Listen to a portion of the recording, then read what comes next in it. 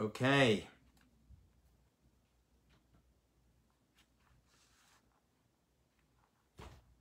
Welcome, dear friends. We've got a great topic this evening. We'll just wait for some of our fabulous, amazing Facebook friends and Instagram friends to join us.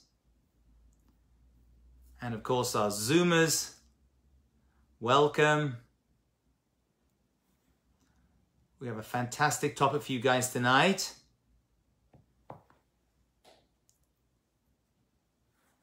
And although it doesn't really work so well on Zoom, I think my Facebook and Instagram friends can see a brand new sign which I had made up especially, which I'm actually pretty happy with.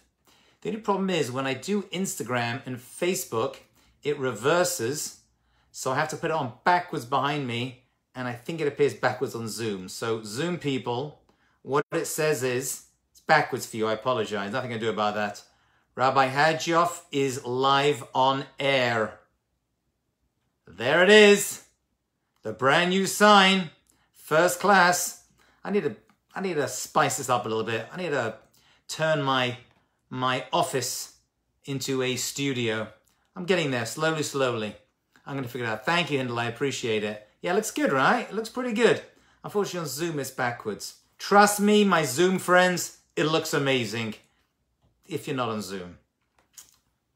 Okay, dear friends, we're going to get going. We have an amazing class tonight. And I think it's fair to say that as a rabbi, I receive many questions on many topics all the time. But if there's two topics that stand out, two topics that I get asked about all the time, and actually those are the two topics I put into my book. Where is it? You Got Questions over here somewhere. My first of my 3 books. And I had to include both of those questions. The first question is, why bad things happen to good people? Which is not for tonight. The topic of why bad things happen to good people is such a big topic and so difficult and painful, I just don't have the head for it. So I'll do the next most popular question I get asked. And I mean this sincerely. Right? Maybe career choices is a close number 2.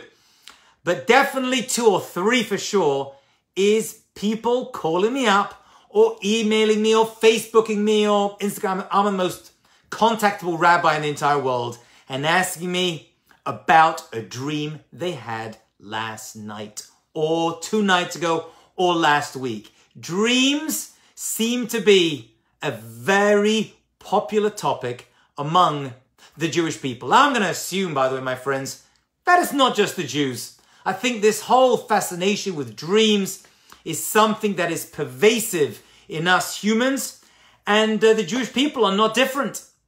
There is an entire perek, an entire chapter, actually it's the 9th chapter of Gemara Berachot, the Talmudic tractate that goes into the laws of blessings. The 9th chapter, why the laws of blessings ends up almost concluding with dreams is a interesting question. We may come to that later on. However, we see that dreams takes up an entire chapter, and there's many stories and many ideas about dreams. And actually the Talmud lists off, and we're going to go through some of them. I can't go through all of them because there's so many dream interpretations in the Talmud. I'm not talking in the Kabbalah, in the Zohar. There it talks about it as well. And I'll quote a little bit of Zohar, a little bit of Kabbalah tonight. But what we're describing over here is not Kabbalah. It's not mystical Judaism. Dreams is a major part of Jewish history and Jewish life. So we're going to go through, first of all, the idea of dreams. We're going to try to differentiate between different types of dreams. And at the end, God willing, I'm going to just run through a list, as long as I can get in the short amount of time we have, of dream interpretations and actually some personal dream stories. Okay, that's going to be our menu, my friends, for this evening. Let's start with the Hebrew. Anyone who knows me well at this point should know that the words that are in Hebrew for anything in this world, names, ideas, thoughts, places, concepts, the Hebrew is going to teach us a lot about it. So the Hebrew word for dreams, by the way, we're not describing dreams of, I have a dream. right? Martin Luther King dreams. We're talking about the stuff that happens to you when you go to sleep at night. That is the dreams, or maybe during the day, if you're a college student. We're talking about the dreams that you have when you go to sleep. Actually, we're going to talk about sleep as well. The fact that dreams come to us in a sleep state is not a coincidence. So that's going to be discussed a little bit as well, a little bit later. So first of all, what is the Hebrew word for a dream? So the Hebrew word for a dream is a chalom. Chet, lamed, vav, mem. Chalom. Chet, lamed, vav, mem. Now the word chalom, which is a dream, is actually to two other Hebrew words. Two other Hebrew words. The first one is hachlama. Hachlama, which is, I guess, a cure. It's a cure, a curative thing.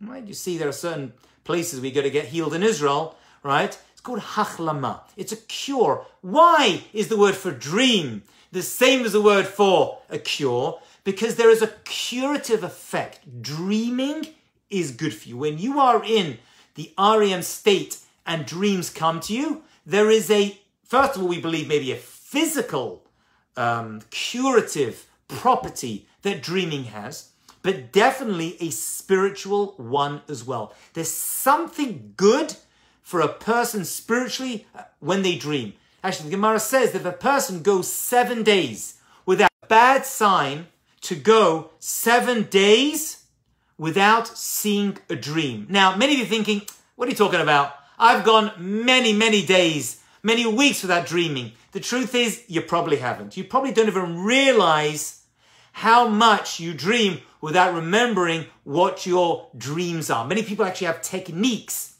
to try to remember the dreams that they have. I mean, some people want to forget the dreams that they have, right? If they're nightmares. We'll talk about that as well. What may look like a bad dream may actually be a good dream. And added to that is the interpretation you give to a dream could well be good and should be good. Because it could be that the interpretation you give a dream is going to end up being the way the dream plays out in your life. So be very careful how you, first of all, interpret a dream and who you go to interpret a dream as well. More about that later on. So first of all, we said the word for a dream is a chalom. And the word chalom is related to hachlama, which means a cure. There's a curative, there's a good effect that a dream has on you, on your mind, and possibly even your soul. So dreaming is good. Now remember, the dream we're talking about are not of dreaming of some vision in the future, but going to sleep at night and actually having a dream. Now there is another word. Now we're going to have to stretch it a little bit here, but the commentators talk about this, the rabbis talk about this, and they say the word for a dream is a chalom, is related, hey Richard, is related, people are saying hi to me on social media, I like that. The word chalom is related to another word which is a chalon with a nun at the end. The word for a dream is chalom with a mem, but it's actually related to the word for a chalon. What's a chalon? It's a window. Why would the word for dream be slightly connected to the word for a window, a chalon? Chalon, chalom. They're very close. And the answer is, my friends, this is this amazing idea. Because a dream is a window into your soul. It's a window into your psyche. And it could well be a window into your future. And so when we dream, we're not just merely processing information that we've been dealing with, but a dream could actually, possibly, not always, but possibly be a window into what's troubling us, a window into our soul, into our psyche, into our mind. Actually, I had a phone call with one of my students last week, and she kept dreaming that her mother had visited her. She was talking to her mother in her dream. Happened to be that it was the anniversary of her death. She forgot about that, and that was the connection over there. So it's kind of playing into your psyche. But as well as that, it could well be a window into a message that is being sent to you from the spiritual world. It could be as well. Okay? And for that, we need to go to a professional who is good at looking into dreams. Actually, I started off by saying that we wouldn't be who we are, my friends, without dreams. When I say we, I mean the Jewish people. Because the Torah, the Bible itself, has 10 dreams. 10 famous dreams are mentioned in the 5 books of Moses, in the Torah itself. And each one of those dreams are so important. They're not like side dreams, not like someone dreaming about something completely irrelevant. Each one of these dreams, these chalamot, had a major impact and purpose for the person receiving them. Let's look at one very famous one that all of you remember. Maybe you didn't remember there was a dream. We know that Jacob had to leave Israel and flee to live with his uncle, Lavan, his mother's brother, Rivka, his mother's brother. He had to run away because his twin brother Esau was going to kill him. And while he was running out of the country, he stopped in Jerusalem. And where did he stop? He stopped on a mountain, Mount Moriah, the place where his grandfather brought his father, Abraham, brought Isaac as a potential korban, as a sacrifice. He didn't kill him, obviously. And that was a very holy location. And therefore, he wanted to pray at that place because such a big mitzvah, a big epic moment in Jewish history happened at that place. And that's what he did. He stopped and he went to that place. And the Torah goes out of its way to tell us that he fell asleep on that mountain and he dreamt. And it tells us in detail what he saw in this dream. If you remember, he saw a ladder, Jacob's ladder, sound familiar?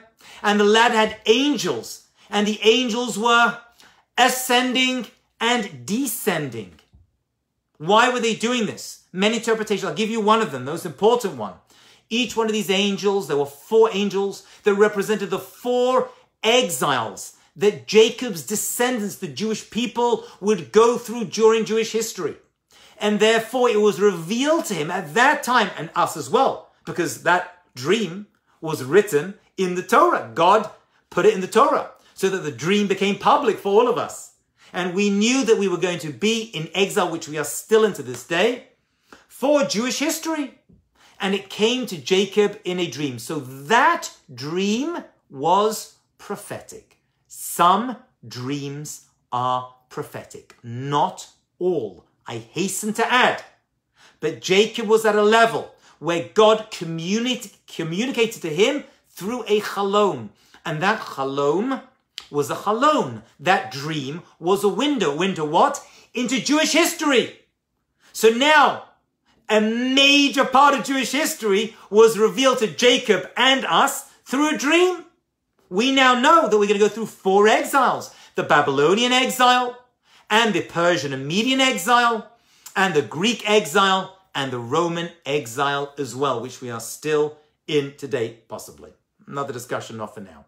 And so dreams are epically important when it comes to God. Some are communicating directly with the soul of a person. Because when a person dreams, we're going to see their soul is suddenly released in some way. You see, during the day, our soul is confined into our bodies. But in some way, says the Gemara, the Talmud, I believe in Shabbat, the soul is released when you sleep and therefore is more open to receiving messages, possibly from a higher place, from Hashem, from God.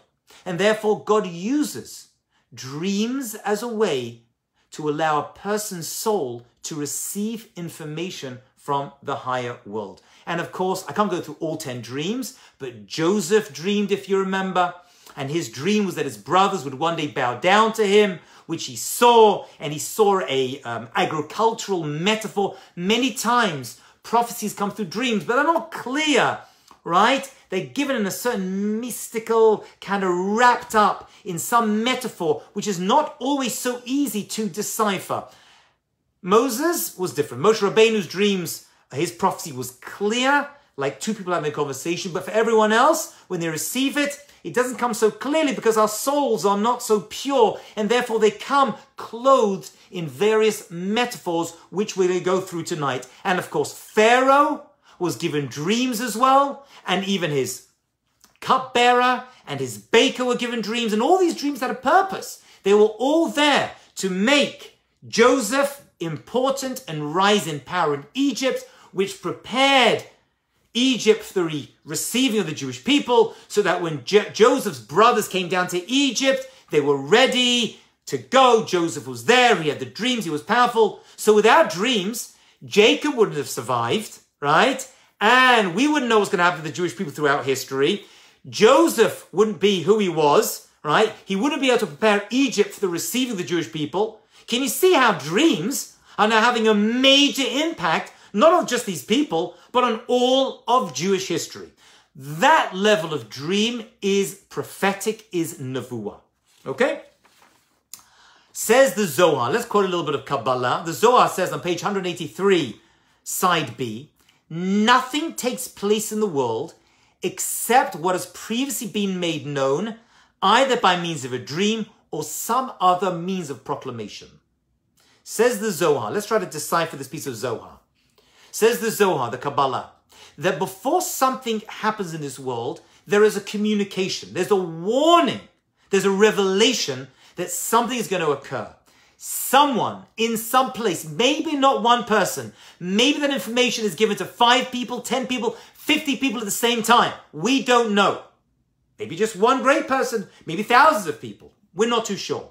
But that information is proclaimed into this world through a chalom, through a dream. As we said, God uses dreams to reveal information directly into a person's soul. Because when a person sleeps, their soul to some degree leaves them. There's a certain release that the soul goes through. Says the Gemara. Now listen very carefully. It's a very famous Gemara, and we have to decipher it. Okay? It says that 5 things are a 60th of something else. That's a fraction. 5 things are a 60th, 1 over 60 of something else. Okay? Fire is a 60th of Gehenna, of hell. The sensation of fire, whatever this means. Hell is not a physical place, it's a spiritual place, right? But the embarrassment when a person's in hell, we have a different discussion about this, is a 60th. Okay. Honey is a 60th of the taste of man. Man, the manna the Jewish people ate in the desert. It's 1 over 60. Just a slight taste of it. Sleep is a 60th of death. Dreams are a 60th of prophecy. And Shabbat is a 60th of Olam Haba, the next world. What is this fraction of a 60th? It may sound familiar. We actually see it in legal play when it comes to the laws of kosher kashrut. If a non-kosher food falls into a kosher food and there are 60 parts of the kosher food versus the 1 part of the non-kosher, that food is kosher, you can eat it and you should still eat it. It is perfectly okay to eat that food. Why?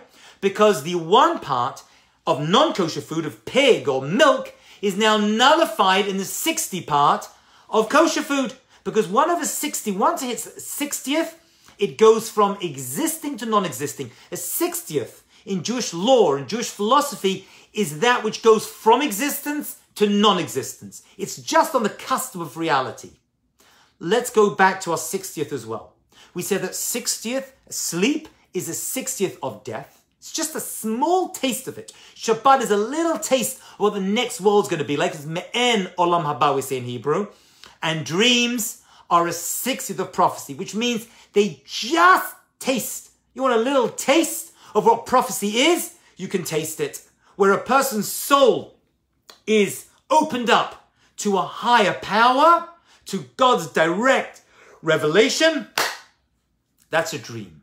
That is the power that dream has.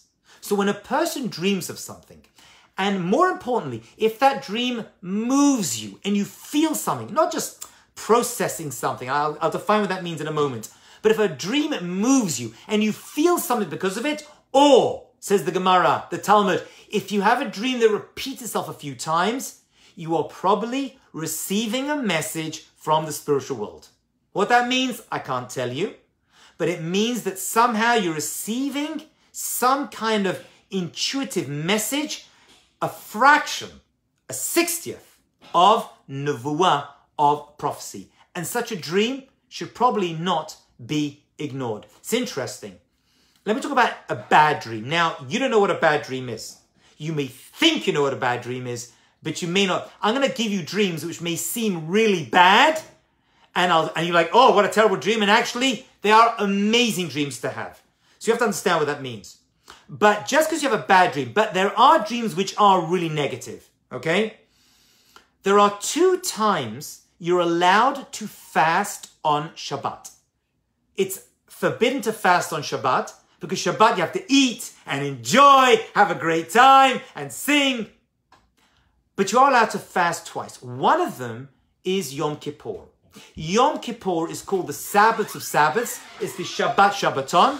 And therefore, you are allowed to fast on Yom Kippur if Yom Kippur coincides with Shabbat.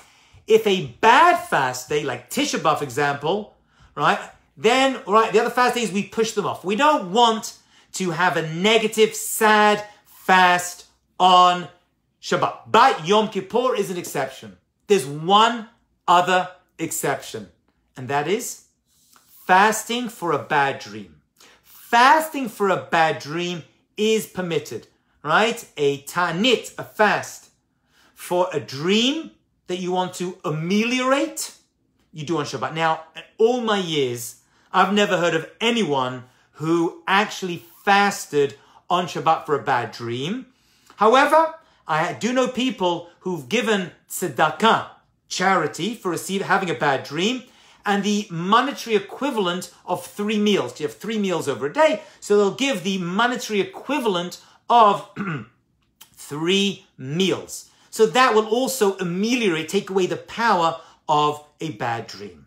Okay, so let's summarize. We've said a lot so far. We said that dreams are good, and you should dream. And dreams have a curative power, but they also have a visionary power as well. There could be communication from the higher world. Jacob had them, Joseph had them, Pharaoh had them. Did Pharaoh merit them? No. God used Pharaoh and his dreams in order to relay information, which was important to have Joseph rise in power in Egypt. So the dreams are very, very important. So there are 3 types of dreams that a person can have. 3 types of dream. The first type we already mentioned. That is God giving a clear and direct message to you, the dreamer, in order for something to be known, for you to act upon that information. That is one type of dream. Now, that type of dream is very, very rare. Very rare. Most people do not have. You have to be at a very high spiritual level, a person who's worked on themselves, says the Zohar, who has purified themselves, that when they sleep, their soul emerges somehow, and that information is able to be implanted in a very clear and direct way, like Jacob or Joseph or other great tzaddikim from our generation as well. There are many stories, people before the Holocaust received such dreams. Actually, I know people who, one of them is Label Zisman. He was a Holocaust survivor, came to my head. I must tell you the story. He came on my trip to Auschwitz that I led a number of years ago. And he had one prophetic dream his entire life. His mother and father had been killed by the Nazis. He had been released from Auschwitz. He didn't know his parents were dead. And his mother and father, he actually wrote about this in a book which he wrote, which I have, I believe. And he talks about, and I heard this from him live and his brother. His parents came to him and said, "We are dead. You survived, we know. Your brother is alive as well. You will find him in this place at this time." And he went and he found his brother. And they both survived and they found each other and they never separated. They always lived near each other for the rest of their lives. So that is a highly holy individual. And Label Zisman, Zecher Tzaddik Levracha, this great Jew, was a holy individual. He was given a clear, divine message. No doubt. There's no way he could have known this. He could have assumed his parents were dead, that his brother was alive in this place at this time. Clear. And the next day, he was reunited with his brother, who was in a different camp. So that is a clear example of a direct message that is granted to a holy individual. The second type of dream is meaningless. And actually, says the Gemara, all dreams, even Joseph's dreams, had a little bit of waste, a little bit of nonsense that are added in, because no one is completely pure. So there's always a little bit of something suspect or untrue. So inside every dream, but some dreams are just your mind processing. So when people call me, for example, during Corona, I had a lot of people write to me saying they were having crazy dreams. Most of these were, your days are so busy and so crazy, there's so much going on and so much information, and you're right, and all this crazy stuff's happening. It's understandable that your mind is processing this. It can't process this when you're awake, so process the information when you were asleep.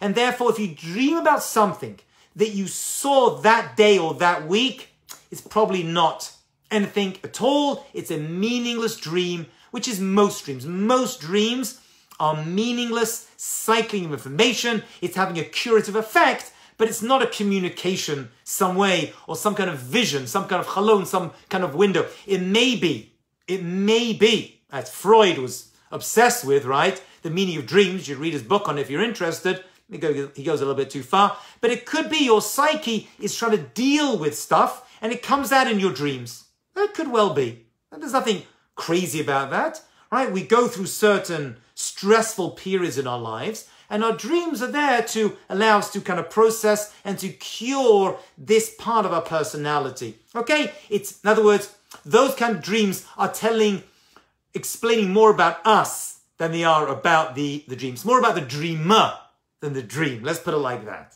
That's the second type. But there's a third type. And this third type of dream is very common. Okay? Not as common as the second type, right? But it's more common than the first type. Meaning, it's not pure prophecy, but it's not your mind processing, but there's something that is being revealed to you. Some information like the label Zisman story I just told you, Leo Zisman, that kind of information that is kind of being passed down, and there's something which you may well need to act upon, or there's something that is being told to you that you need to be aware of. I'll tell you a personal story. I've had a couple of such dreams in my life. My wife, she's got tons of them. More about her in a second. And my son as well. I told him I was speaking on dreams, and he reminded me of a dream that he had, which I'll tell you about in a second. But I remember a number of years ago, talking about dreams that look bad, okay? I had a dream that I had killed a person, murdered a person, stuffed them in a body bag, and had dragged them across my synagogue. Now, on the surface, that's a pretty bad dream to have, right?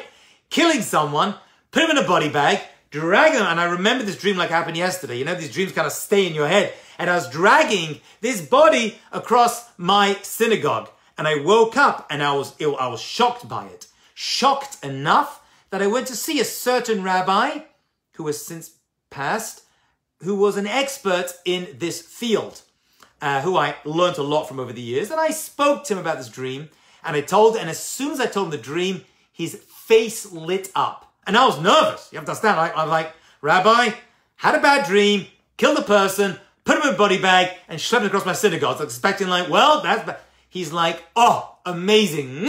What a beautiful dream to have. It means you've killed your Yetzer Hara, this part of your personality that is not good. I was going through a certain spiritual change in my life at that time. It means you've conquered. And that's why I was at a synagogue, because it was a spiritual challenge. It was a great dream. And I can't say anything bad, but right after that, I ended up making a few changes in my life, which ended up with me moving to America and becoming a rabbi and other stuff as well. I wouldn't say this was a catalyst, but this kind of like showed me I was going in the right direction with my life. True, not true, I don't know. The Gemara says very importantly, this is very important, please my friend, listen very carefully. The Gemara says, be careful who you go to dream interpretation to. Be careful who interprets your dreams, because the dream, this is a very unusual statement, but it's a very famous, follows the interpretation you give it. The dream that you have, the dream you had last night, and you go to a person, the person who interprets it is actually doing more than interpreting it, he's actually creating it. Because the interpretation, right, follows the description of the dream itself. Holech achar pitrana. The dream follows the interpretation that you give it. In other words, if someone interprets your dream well, it will be good. But if someone interprets your dream as a bad dream, then actually it may actualize into a bad thing in your life. I know it sounds crazy. That means it follows the interpretation. So if a person has a dream, by the way, the Gemara, there's a lot in the Gemara about this. There was an individual, I think his name was Barhedi, I can't remember exactly, and he was a dream interpreter. And two great rabbis from the Gemara went to him to ask him to interpret their dreams. One of them paid for the interpretation. The other one didn't pay for the interpretation. The one who paid, he gave a good interpretation for, and it ended up being good in that rabbi's life. The other person who didn't pay this man, he gave a negative interpretation to, and it actualized bad into this rabbi's life, and terrible things happened to him. Eventually, it didn't work out for this dream interpreter. He ended up having a very gruesome death when this rabbi, who had all these bad interpretations, cursed him, and eventually this man died in a very gross, I won't even talk about it, way at the hands of the Romans, I believe. Okay? So be very careful who you go to interpret. Why would it be, by the way? Why would it be that the person who interprets your dream is actually creating the reality of it, of how it's going to actually play out in your life? So I spoke to a great Jewish thinker about this, and he gave me a possible answer to this piece of Gemara, that the dream follows the interpretation. When a dream exists, says the Gemara, it's like an unread letter. A dream that has not been interpreted, says the Gemara, the Talmud, is like an unread letter, which means that when you dream, it's like put into an envelope. It's information that's been given to you, assuming it's the dream that has some prophetic aspect to it, right? It's put inside an envelope. But once you open the envelope, says the Gemara, and you read it, now it's become actualized. The dream interpreter, the person you go to interpret your dreams, is the one who's reading the letter and bringing it out.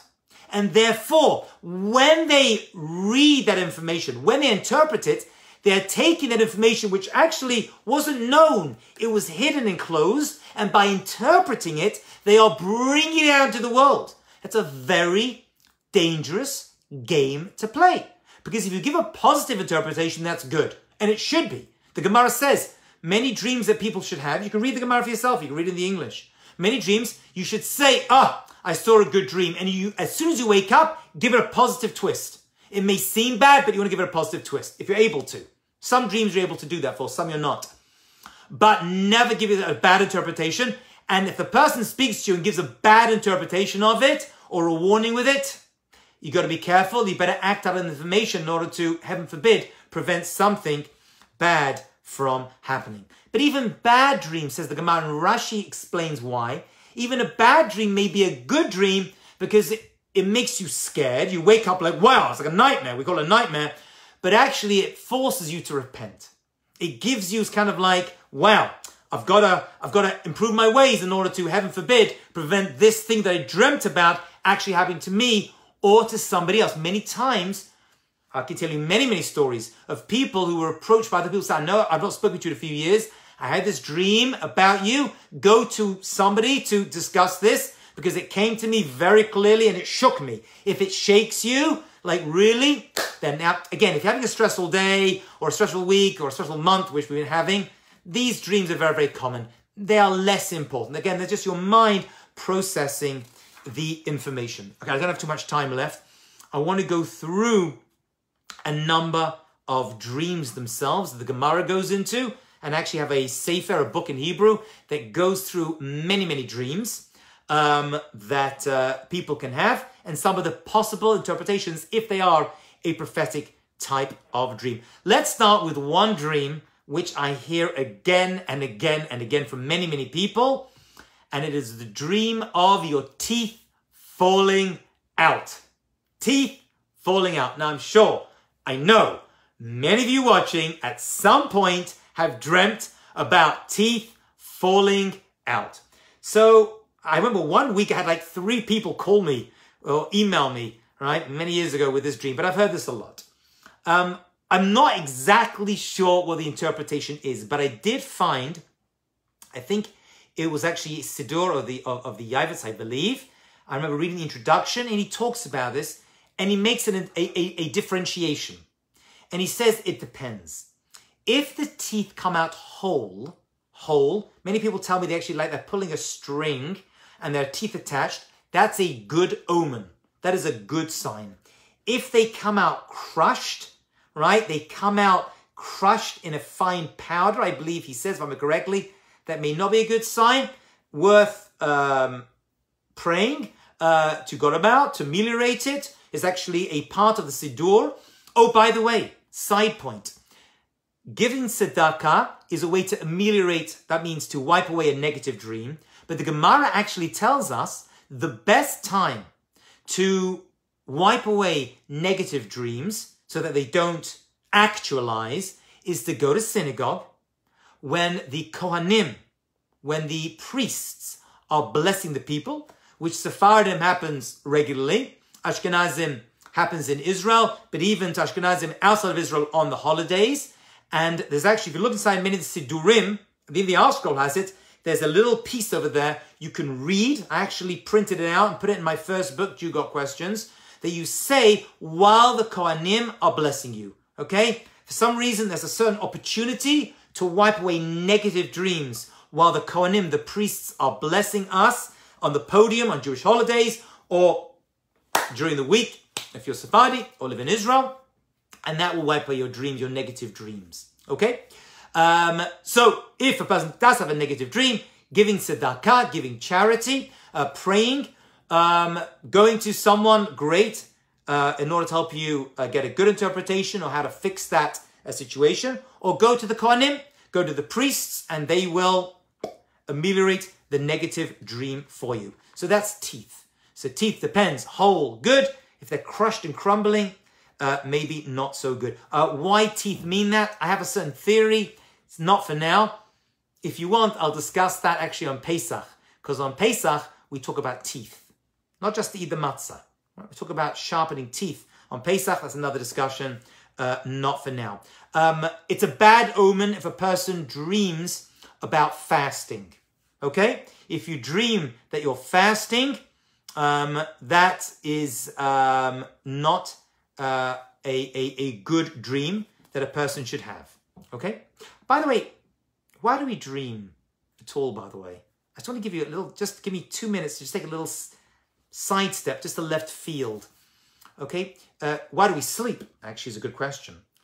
The reason we sleep, says the Midrash, is for humility. Think about it. You're a powerful person. You have a great business that makes millions of dollars. You're an astronaut.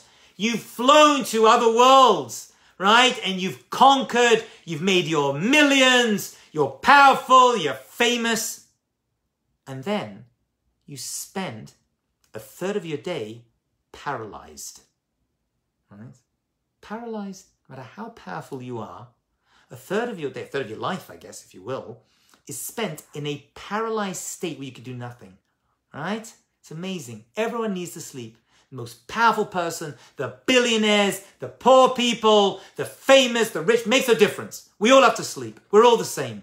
As if to say, you think you control this world, you own this world, says the Midrash. Really? We're all just living this world the same way, and we all need to sleep. We're just, all of us, we're powerful. The presidents, prime ministers, everyone is paralyzed for a chunk of time of their day, of their life. Right? It's a certain humility that comes with sleep. So why dream? Why do we have dreams at all? What's the idea of having a dream? So I'll tell you a beautiful Kabbalistic idea I heard from one of my great teachers many years ago. According to Kabbalah, this world we're in is actually a dimyon. It looks real, smells real, tastes real, but it's not the real world. The real world is the spiritual world. This is just the fake world. And if I were to tell you that, and I would say to you, you know what? This world isn't real. The real world is the spiritual world. It's Olam Haba, the world to come, where your soul goes when you die, after the Messiah. That's the real world. What are you talking about? I can feel, I can taste, this is the real world. I can touch things. This is real. Oh, really? Are you sure? Because last night and every night, you're in a state where you were convinced what you were going through was real. And actually it wasn't. It was just a dream. But while it was happening, it was real to you. So what God actually did, this is actually genius if I say so myself, was put a metaphor into this world that tells and teaches us that this world isn't real. Just like your dreams, you are convinced are real while they were happening, so too, that is a metaphor for how this world that we're in right now is really like a dream state. And that's why King David says, when a person dies, it's as though they wake up from a dream. You think this is the real world? Are you sure? I mean, you thought you were asleep last night, awake last night, things were happening, but actually not, it was just a dream. How do you know you're awake right now? Can you see that? We're actually living in a metaphor which is actually inside another metaphor. It's a brilliant concept. I'll leave that with you to digest. Okay? My wife, I still got to mention her as well. She should live and be well. She has a number of dreams. She's a very spiritual person. Those people who know my wife will know this. Worth meeting her. And she has dreams. Actually, for each one of my children, she dreamt the gender and got it right every time. Right? And actually, in the dreams, the names came to her. My second daughter, who's a counselor at camp right now, she's away, and I miss her dearly. Her name is Chaviva. My wife had a dream. It was going to be a girl. Okay, 50-50. And she said to me, the name is Chaviva. And I said, the name's Chaviva. She's like, I'm telling you, that's the name that came to me. And every one of our children, I had no say. That's the name. I'm like, I never heard the name before. Chaviva? Sarah, Shoshana, Miriam. What's Chaviva? She's like, that's the name. So we have a custom among Sephardim and many others as well to name the child on Shabbat. And it was Friday night. And I was very upset because I thought it was a very unusual name. I've since come to love the name. So don't get offended if your name is Chaviva. It's a beautiful name. But I said to my wife, I don't want to use that name. She's like, that's the name. When you go to shul, you must give that name. So I got a little upset, frustrated. I pulled the Chumash. I opened the Chumash to that week's parasha.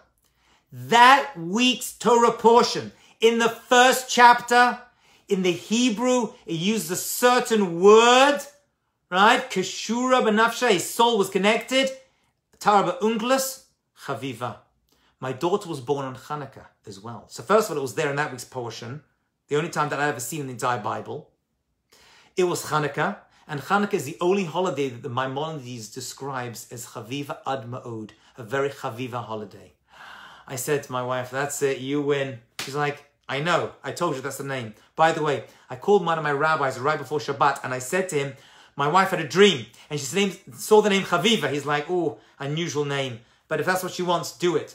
He called me back Saturday night, Motzei Shabbat, and said, I opened up the Gemara. The first name I saw in the Gemara, which is a very unusual name, he doesn't appear many times, was Rabbi Chaviva. He goes, I was going to call you, but I'm not superstitious. I was like, you should have called me.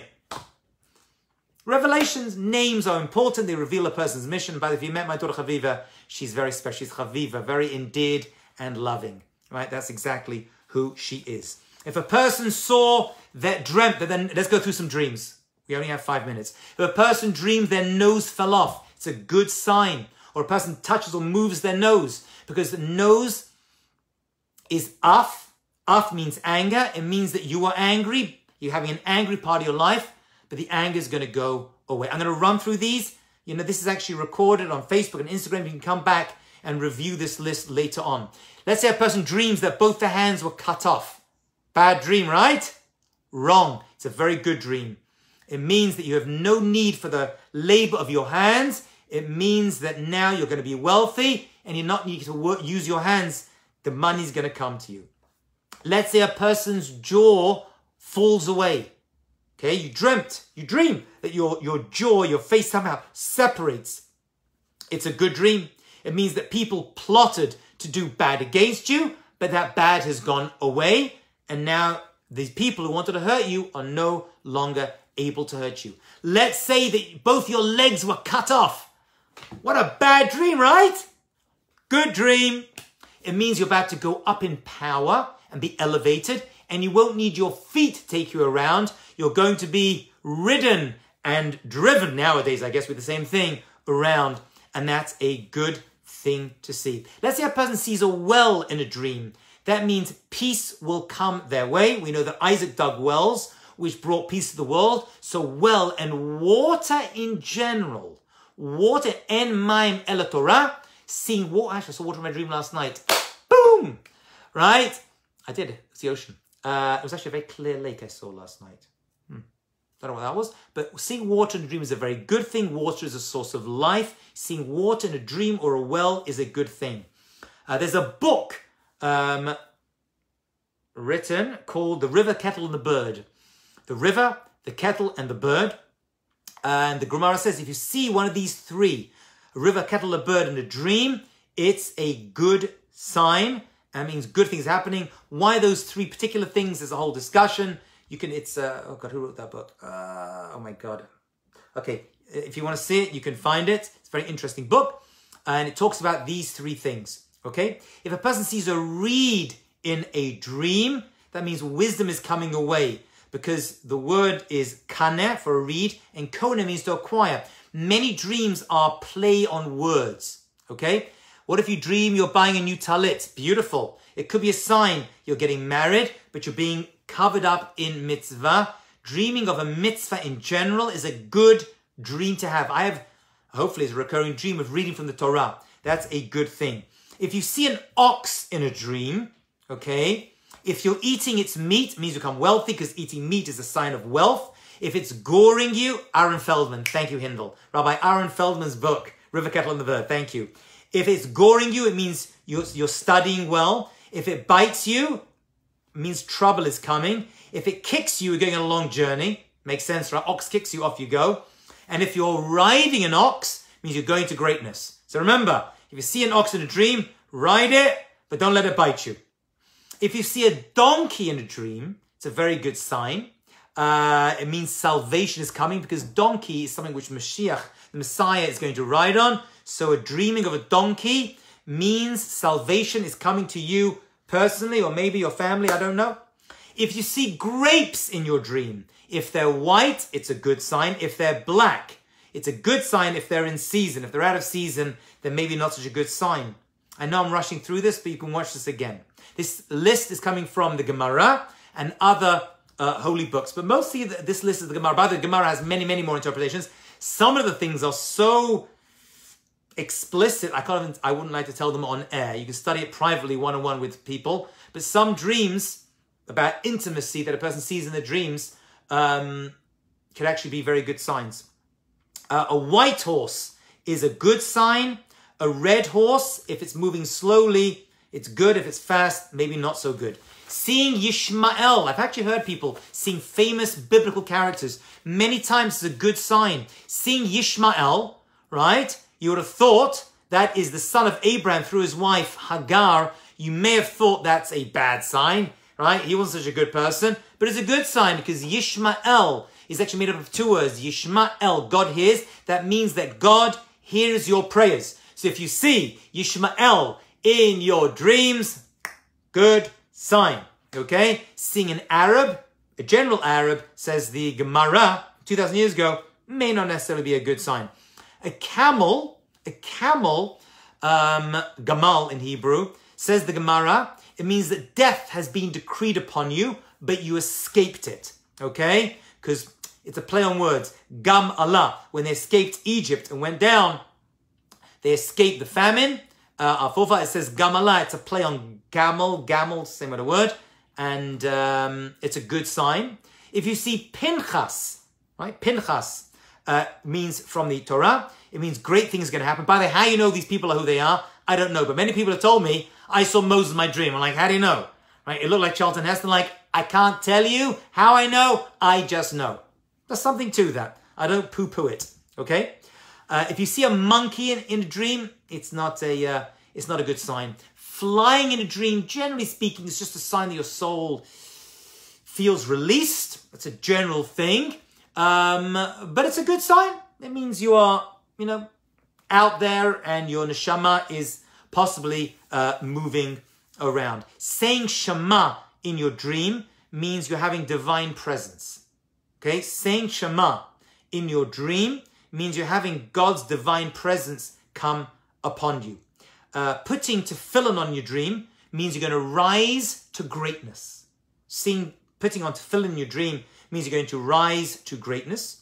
Seeing wheat in your dream, it's based upon a verse in Psalms, means that you're going to have peace in your life. So seeing wheat is a good thing. Barley, right, which is so'orah, is related to another Hebrew word, which is saru, and that means your sins have left you. Dreaming about Israel is a good thing. Israel is a good thing. I'm going to get to dreaming about family members in a second. I see people have that question. Hold on, my social media friends. We'll get to that in a second. So barley, sins have left you. For the so'orah, saru means to leave. That's a good sign. Vine with grapes, right? What's a vine? That's generally a symbol of children, right? We know from Psalms and other verses in scriptures that grapes on the vine means that your wife will be fruitful like a vine, as we say in Psalms. Olives are wealth, okay, or many children if you see the tree itself. Goat means you'll have blessing this year. Goose is a sign of wisdom. Chicken, having male children. Having 4 daughters. I didn't see many chickens in my dreams. A hen means beautiful property, beautiful garden. Eggs, nuts, cucumbers, and glass. Things that, which they are broken, reveal something else. Okay, but it doesn't have to be those 4 things. Those are examples, are a good thing. That means your wishes, which were enclosed, are now going to be revealed. So dreaming about eggs, nuts, cucumbers, or glass are a good sign. Climbing up onto a roof is a good sign. Climbing down from a roof, going from a high place down to a lower place, may not be a good sign. Tearing clothing. You would have thought it's a bad sign, but it's actually a good sign. That means God has, God willing, torn an evil decree that may have been put against you. Blood, dreaming of bleeding, of blood coming from your body means your sins have been forgiven, right? Because blood is like the nefesh, where the nefesh is stored. That's a good thing. A very famous dream, which I've heard a lot of, and actually this was my son, who's going to watch this shiur, this class, told me to mention this. My son had a dream, not that long ago actually, where a snake bit him. And he was very, very scared and came to me very upset. He has a lot of deep dreams. That's why I try to say Shema. I do say Shema to my son every single night. I say, if you say Shema and I sing Hamalach HaGoel, it means you're going to have sweet, delicious dreams. And my son to this day, should live and be well, if I don't say Shema, he freaks out. He drags me out of bed. I gotta say Shema to him. Okay, there's worse things. So he dreamt that a snake bit. He was very scared. And I told him the Gemara in Brachot. And the Gemara says that if you see a snake in your dream, it's a really good sign. Seeing a snake in your dream is a good sign. If the snake, this is a good example, by the way, of seeing a bad dream. If the snake bites you, it's an amazing sign you're going to make lots of money. Okay? It's a very good sign. But, says the Gemara, and actually gives a story about someone this happened to, but if you dream that you kill the snake in your dream, it means you're going to lose your money. Don't kill the snake. Listen to me. If you see the snake, let it bite you and then just try to wake up. I have a rabbi I was very close to, a Sephardic rabbi, unsurprisingly, many years ago. He had a very successful business in London. This is before he was rabbi. Actually, he wasn't even religious at this point. He'd come from India to England, and he was a genius businessman. He had a store in the city of Manhattan. He started to keep Shabbat, in London. And he started to keep Shabbat. And someone came up to him who had a store nearby, who was still working, and said, your store broke. There was a big explosion in your store. A truck had broken and smashed his store down. He said to me the night before, he wasn't even aware of this, but the night before, he had dreamt that he had killed a snake and cut into many pieces. And he felt it was a great dream. Happened Friday night. Shabbat day, he lost his entire business. But even that was good. He ended up taking the insurance after many years, moving to Israel, becoming a great Talmudic scholar. Rabbi Shashua, a very, very great and holy rabbi. I owe him a phone call. Okay, so wine. Wine is unclear, says the Gemara, whether it's good or bad. I'm not sure. We're not sure. Seeing the scroll of Esther in your dreams means that miracles are coming your way. Seeing Esther or the scroll of Esther, because great miracles happen to her. What about nightmares? So once again, nightmares or scary dreams, it could be your mind just processing. If it repeats itself 2-3 times, then maybe it's more than just your mind processing, and you should speak to someone. You can be in touch with me in order to interpret that dream. But as the Gemara says, you should probably pay that person for that service. They've done a service for you, and it's worth paying them. Deceased family. So I get asked this a lot, and I've looked into this. So when deceased family leave us, we feel a connection to them. Their soul, they're never dead. That's the most important thing. I don't like the word deceased, right? They've moved on to the next world. Their soul is still alive. And maybe there's a way of them communicating with them. Actually, the Gemara in Brachot has a whole discussion about a man who dreamt and saw spirits in a cemetery who revealed information they actually acted upon and became rich from. But that's another discussion. Not for now, but a very interesting Gemara you could look into. But seeing loved one in dreams is very common. Once again, it could be your mind processing. We miss the deceased family. I know my mother should live and be well. Admev my father as well. They tell me they see their parents sometimes, my grandparents, who died when I was much younger. And they say they were radiating, they were happy. I'm like, that's a good sign. It's a good sign. I have heard of people who, a number of cases, many, whose ancestors, deceased family, parents usually, came to them distressed in a dream, once or twice, 2 or 3 times. You need to speak to somebody about that. Right? That could be a communication. That's more than just your mind missing them or processing. If you see them and, they seem good and look good, okay, take it at face value. That's a good sign, and that's a good thing to dream about. But if there's a certain communication that's coming to you, and since the Gemara repeats itself, then there's a certain message that is being given to you, and it's less about the dream, about the dreamer. It's more about you, and you need to, you may need to act upon that information.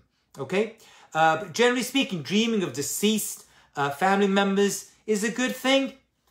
Somehow it's a form of communication, we can assume, of the neshama, a person's soul, that is connecting to that person in a very good and healthy way. So my blessing is that we should all have good, positive dreams. God willing, snake-biting type dreams. And say Shema before you go to sleep. Always a good thing. If you have a negative dream, if you've seen something during the week or during the day, don't take it too seriously. If you're nervous about it, speak to someone about it, give them tzedakah. But going to the Kohanim, blessing the people in order to ameliorate it, could well be a good thing to do. I have spoken way too long. This is much longer than I usually do. Hope you've enjoyed it. You can review these classes. They'll be available on Instagram and on Facebook. Thank you all for joining us. I'll see you all tomorrow at 12 o'clock. We'll be talking about character traits, and we'll be doing jealousy tomorrow.